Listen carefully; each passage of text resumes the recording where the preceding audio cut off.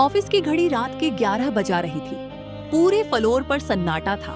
बस एक conference room में रोशनी जल रही थी। आरव और नैना, दोनों सहकर्मी, प्रोजेक्ट की फाइनल रिपोर्ट पर झुके हुए थे। कॉफी के कप खाली हो चुके थे, लेकिन उनकी आंखों में नींद नहीं थी। नैना ने मुस्कुराकर कहा, आरव, देर रात काम करने का अपना ही जादू है। सब कुछ शांत हो जाता है और ध्यान सिर्फ सामने वाले पर रहता है। आरव ने उसकी आंखों में देखा। उस खामोशी में एक अनकहा आकर्षण था। उसने धीरे से जवाब दिया, हाँ, और कभी कभी सामने वाला ही ध्यान भटका देता है। रिपोर्ट पर काम करते करते दोनों के बीच हंसी मजाक शुरू हो गया। नैना ने पेन उठाकर आरव की नोटबुक में कुछ लिखा। तुम्हारी लिखावट बहुत खराब है। उसने चुटकी ली। आरव ने मुस्कुराकर कहा, तो फिर तुम ही सुधार दो। उनकी उंगलियां हल्के से छू गई। उस पल में दोनों चुप हो गए। खामोशी में सिर्फ दिल की धड़कनें थी। बाहर बारिश शुरू हो गई। खिड़की पर पानी की बूंदें गिर रही थी। नैना खिड़की के पास जाकर खड़ी हो गई। आरव भी उसके पास आ गया।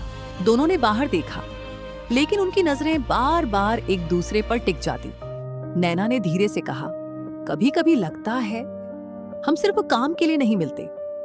आरव ने उसकी ओर देखा और बोला, शायद काम बहाना है, असली वजह कुछ और है। रात गहराती गई। दोनों जानते थे कि वे सिर्फ सहकर्मी हैं, लेकिन दिल की खींच उन्हें रोक नहीं पा रही थी।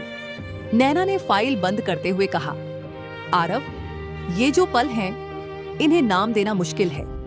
आरव ने जवाब दिया, नाम की जरूरत नहीं, कुछ रिश्ते अनकहे ही अच्छे लगते हैं। रिपोर्ट पूरी हो चुकी थी, लेकिन दोनों के दिल में एक नई कहानी शुरू हो चुकी थी।